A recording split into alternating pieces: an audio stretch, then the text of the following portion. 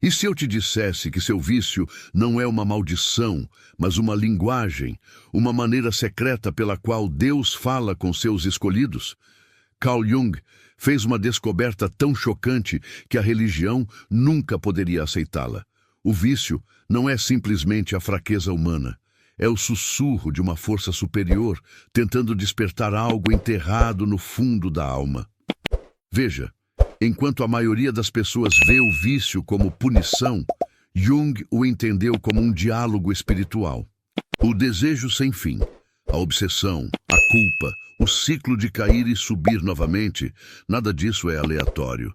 É como Deus se comunica com aqueles que ele pretende transformar. Todo vício carrega uma mensagem, um código oculto destinado apenas àqueles fortes o suficiente para enfrentá-lo. Álcool, luxúria, controle, ambição, dor, não são acidentes. Eles são símbolos da fome, apontando para o que sua alma esqueceu. E somente aqueles marcados pelo propósito divino experimentam esse fogo interior tão intensamente. Você já se sentiu preso por seus próprios desejos, mas incapaz de deixá-los ir? Esse paradoxo é a prova. Porque Jung descobriu que quanto mais você luta contra o que deseja, mais você se afasta do que está tentando lhe ensinar. O vício não está aqui para destruí-lo, está aqui para revelá-lo. Deus fala através da tempestade de suas compulsões, através dos impulsos que você não entende. Ele fala no silêncio após cada queda, quando você não consegue mais se reconhecer, porque é nesse momento que ele começa a remodelar você. Portanto, antes de condenar seu vício, ouça. Pode ser a conversa mais pessoal que você já teve com Deus, uma que só pode ser ouvida por almas escolhidas para despertar. Há uma fome dentro de você que nada parece satisfazer. Você tenta preenchê-lo com substâncias, com pessoas, com realizações, com distrações. Mas não importa o quanto você consuma, o vazio retorna, forte, profundo, mais exigente do que antes. Jung chamou isso de sede espiritual. Ele acreditava que todo vício começa como uma busca por algo sagrado, algo perdido. Quando você alcança essa bebida, essa substância, esse prazer proibido, você não está simplesmente sendo fraco. Você está respondendo a um chamado que ainda não entende. Sua alma está gritando por significado, e o vício é a única linguagem que ela sabe falar.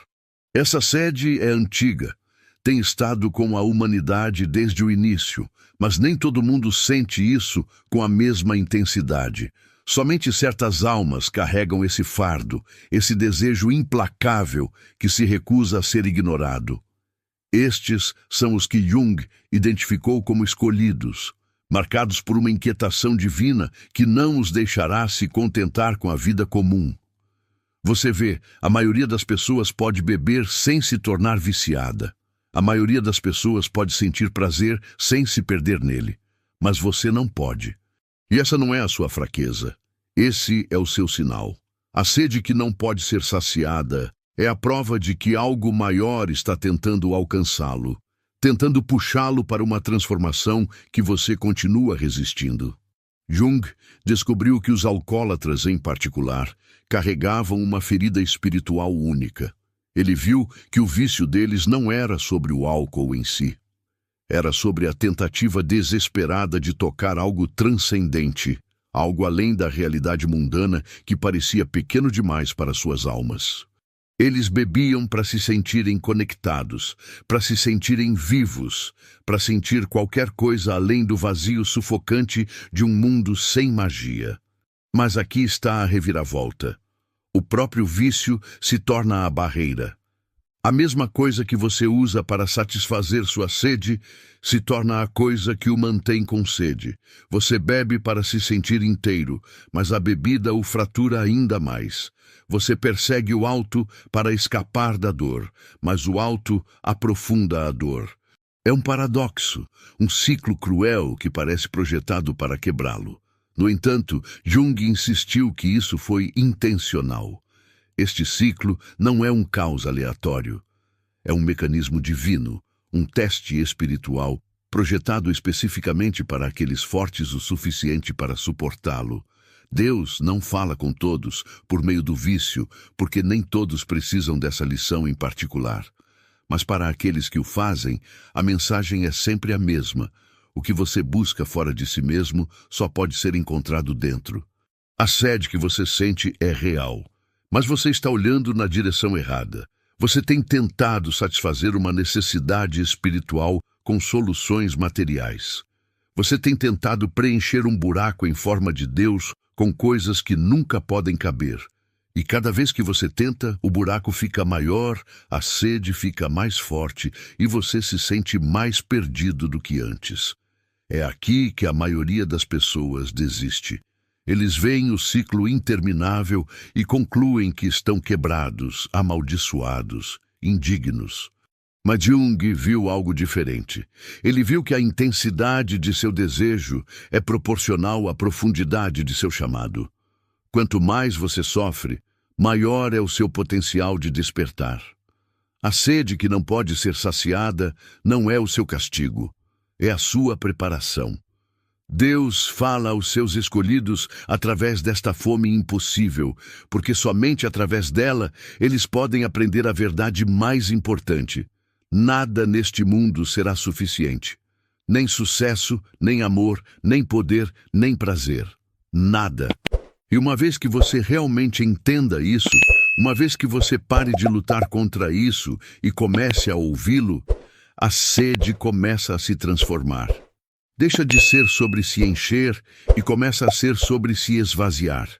Deixa de ser sobre fuga e passa a ser sobre encontro. O desejo que uma vez o levou à destruição torna-se a porta de entrada para algo que você nunca imaginou ser possível. Uma conexão direta com a fonte divina que o chamou o tempo todo. Mas você não pode chegar a esse ponto enquanto ainda estiver lutando. Você não pode ouvir a mensagem enquanto ainda está se afogando em culpa e vergonha. Você deve primeiro aceitar que seu vício não é seu inimigo, é o seu professor, seu guia, o espinho em sua carne que não o deixará descansar até que você finalmente se volte para dentro e enfrente o que você está fugindo. A sede nunca será saciada por nada fora de você. Essa é a verdade brutal que Jung entendeu. Mas aqui está a esperança. Nunca foi para ser. A sede é o chamado, o desejo é o convite, e seu vício é a única coisa poderosa o suficiente para forçá-lo a finalmente responder. Você tentou desistir 1000 vezes. Você prometeu a si mesmo, prometeu aos outros, talvez até prometeu a Deus que desta vez seria diferente. E, no entanto, você caiu novamente. E de novo, e de novo. Cada recaída parece uma prova de seu fracasso, evidência de que você está muito fraco, muito quebrado, muito longe para ser salvo. Mas e se cair não for o oposto de subir? E se cada colapso for realmente um passo à frente em uma jornada que você ainda não entende? Jung acreditava que o ciclo repetido de vício e recaída não era um sinal de fracasso, mas uma descida necessária às partes de si mesmo que você passou a vida inteira evitando. Ele chamou isso de encontro com a sombra. Este é o lado sombrio de sua personalidade, os aspectos de si mesmo que você rejeita, nega e enterra profundamente abaixo da superfície. Sua raiva, sua vergonha, seu medo, seus desejos ocultos. Tudo o que você finge não existe. Mas o vício tem uma maneira de arrastar tudo isso para a luz. Toda vez que você cai, você é forçado a confrontar algo verdadeiro sobre si mesmo. Algo que você nunca enfrentaria se a vida fosse confortável. O viciado não pode se esconder atrás de máscaras sociais ou pretensões educadas. O vício despoja todas as camadas, todas as defesas, até que você esteja nu diante de si mesmo e diante de Deus. E esse é precisamente o ponto. A maioria das pessoas passa pela vida nunca se conhecendo verdadeiramente. Eles constroem identidades com base no que os outros esperam, no que a sociedade aprova, no que parece seguro. Mas os escolhidos, Os marcados pelo vício não têm esse luxo. Eles são forçados a ir para as profundezas, quer queiram ir ou não, e cada queda os leva mais fundo. Jung entendeu que essa descida é sagrada. Nos mitos antigos e tradições espirituais, o herói sempre tem que descer ao submundo antes de poder ascender aos céus. Eles têm que enfrentar os monstros, os demônios, as partes de si mesmos que mais temem. Só então eles podem reivindicar seu verdadeiro poder. Só então eles podem renascer. Seu vício é o seu submundo.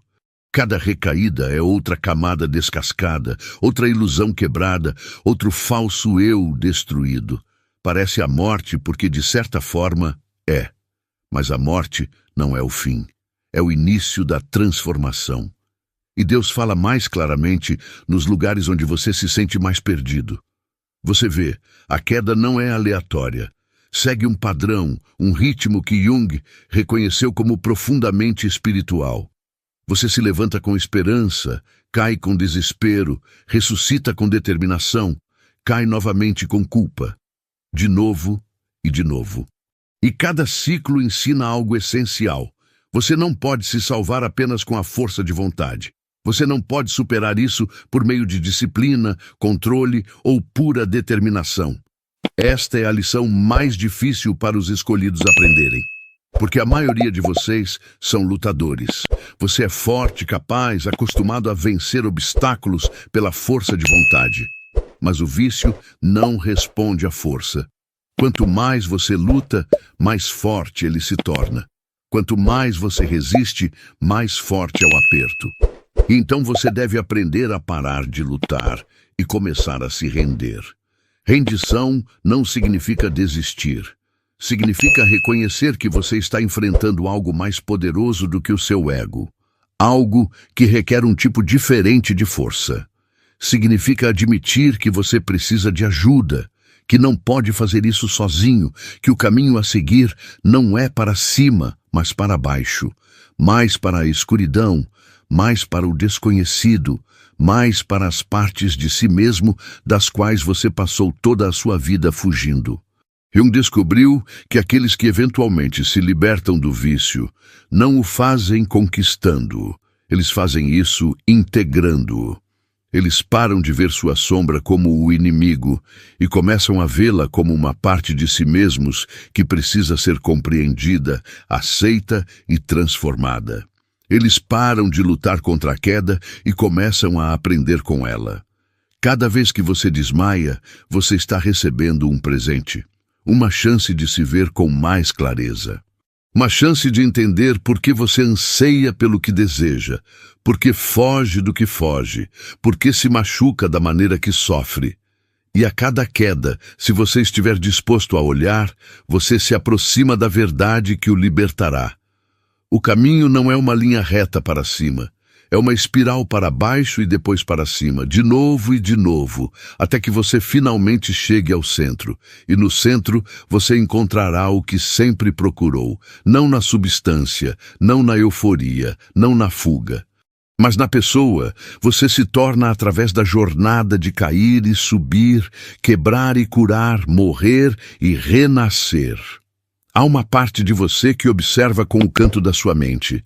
Ele conhece cada segredo que você guarda, cada mentira que você conta a si mesmo, cada momento de fraqueza que você finge que nunca aconteceu. Esta não é a sua consciência. Isso é algo mais antigo, algo mais profundo. Jung chamou isso de sombra, e ela está com você desde o nascimento, ficando mais forte com cada verdade que você se recusou a enfrentar. Seu vício se alimenta dessa sombra. Ele prospera na escuridão de tudo o que você nega sobre si mesmo.